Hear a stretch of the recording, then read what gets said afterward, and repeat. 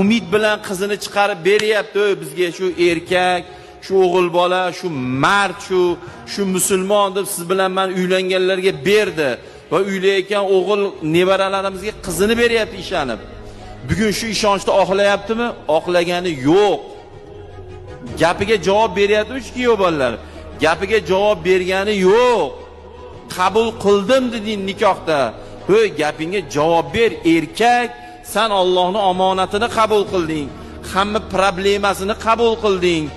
Nimaki rasxoti bo'lsa qabul qilding. Sen o'g'il bola, sen do'ppi kiyasan, ro'mol o'ramaysan. Ho'y, gapingga javob ber.